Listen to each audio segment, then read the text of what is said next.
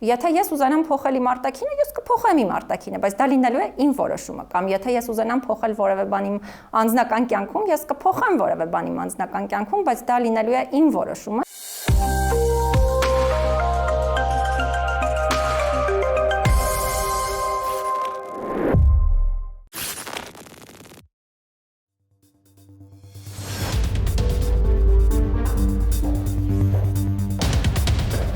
Ես ինքս ինձ շատ ուժեղ մարդ եմ զգում, շատ ինքնաբավ մարդ եմ զգում, շատ հաստատակամ եմ ընդհանրապես իմ որոշումներում, հստակ գիտեմ իմ նպատակները։ Այո, կարևոր քննադատությունը իմ հետագա զարգացման համար հիմք կարող է լինել, բայց ինձ չի կարող կոտրել, օրինակ մեկը ասաց դուք չեք էլ կարող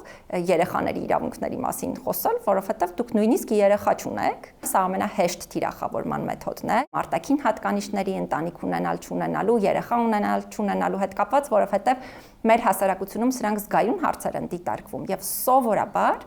կանայք երբեմն կարող են նաեւ ընկրկել կանանց աղջիկների հետ իմ հանդիպումներից մեկի ընթացքում ցույց տվեցի իմ լուսանկարը, որը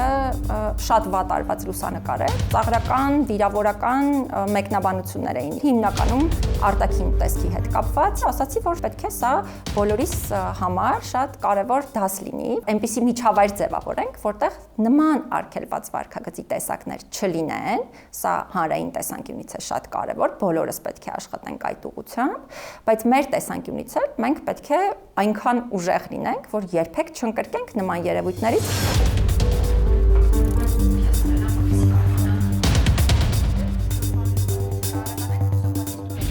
Զանգվածային լրատվության միջոցները երբեմն եւս տարածում են այն բովանդակությունը, որը հենց կանանց թիրախավորող է, այսինքն ոչ թե օրինակ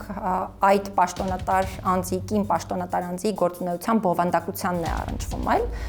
նրան թիրախավորում է, դոմինոյի էֆեկտով է իրականացվում, որովհետև երբ որևէ մեկը կազմակերպում է նման բան, իհարկե հետագայում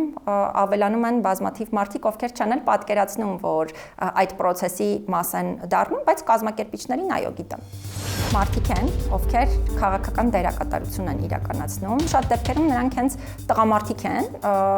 եւ սա էլ է հա շատ առանձնահատուկ մեր միջավայրում, որովհետեւ մեր հանրային ընկալման կոնտեքստում տղամարդիկ այդպիսի վարքագիծ չեն կարող դրսևորել, բայց չափազանց հաճախ է հենց տղամարդկանց կողմից նման գործընթացների կազմակերպումը։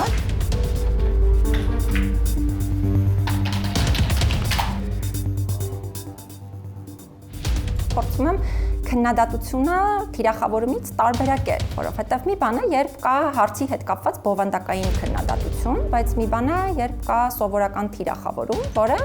ուղղակի դառնում է հնարավորություն շատ ավելի ուժեղ դառնալու։